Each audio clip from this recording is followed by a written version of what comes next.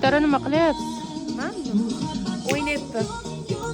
Kelinglar, bugun sizlarga ustimdagi chiroyli ko'ylaklar obzor qilib beraman. Bular Nadinka har doimgidek birinchi Sitors butikda, keyin boshqalarda.